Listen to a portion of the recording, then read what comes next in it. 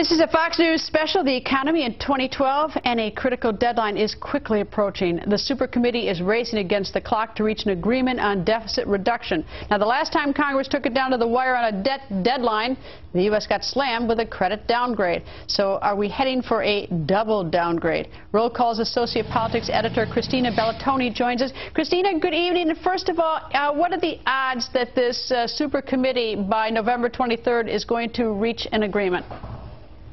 Well, even though I am an optimist, Greta, I would say that the odds are actually pretty slim. I think that they built themselves in a little bit of buffer time. Everybody's talking about this November 23rd deadline where they need to reach $1.5 trillion in cuts.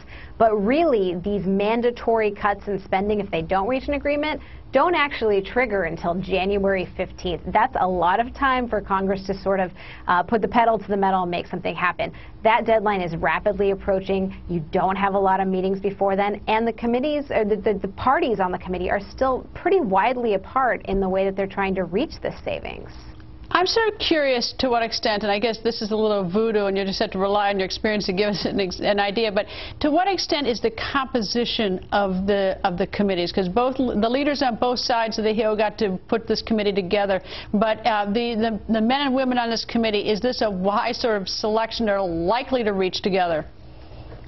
Gosh, well, you know, I think a lot of people have their eyes on Senator Portman, you know, in Ohio, a freshman senator there. You know, he's obviously worked with the Bush administration. He's made compromises before. Certainly, Congressman Upton on the House side, a Republican from Michigan. And people sort of look at them as maybe these like moderate deal makers, but really you're talking about Republicans and Democrats having fairly fundamental differences here. You know, the two plans that came out, you've got the Democrats proposing some tax increases, you've got the Republicans imposing some increases in Medicare premiums and fees.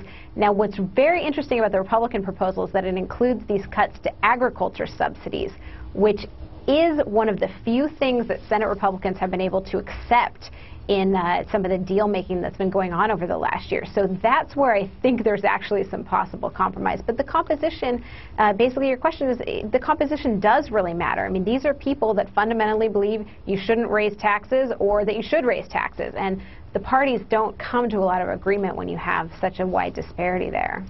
And I suppose even if this were a composition that felt very interested in sort of working together and reaching an agreement and didn't have such a deep ideological divide on many issues, that even if they came out with a proposal, it still has to pass both houses on the Hill. So you might there find a lot of polarization. So we'd really sort of be cooked once it got to the Hill too. Yeah, although I do think that's actually where you have to have 7 members of this committee sign off on this deal. That's why I think they probably can't meet this November 23rd deadline, because they're going to need to sort of formulate that agreement. Whatever they agree to will be able to pass Congress.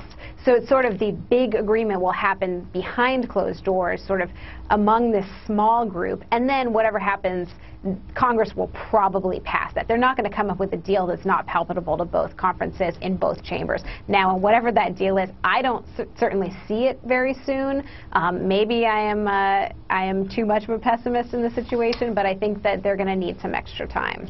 All right, so if they, let's say that they still stick to the November 23rd. I mean, I assume that the CBO needs to score this in advance of the 23rd so that whatever deal they come up with, that we have some sort of idea of what it really means. It's not just sort of, you know, numbers thrown at us and deals.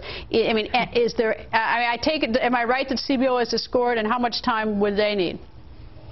I think that is true, and I think they've done it in as quickly as, 48 hours. I believe during the health care debate there were a few CBO scores that came out fairly quickly. But the important thing to note about those, a lot of people put, they seem like the gold standard of numbers, but those are all just baseline projections as well. You're relying on a lot of assumptions about what will happen with the economy. So I think people will look to that number, but none of these numbers are really hard line numbers. It's a little bit of fuzzy math on both sides. Christina, thank you, and I look forward to you coming back to Washington sometime. Thank you. Look forward to seeing you there. All right, Christina, thank you. And straight ahead, small signs of economic improvement.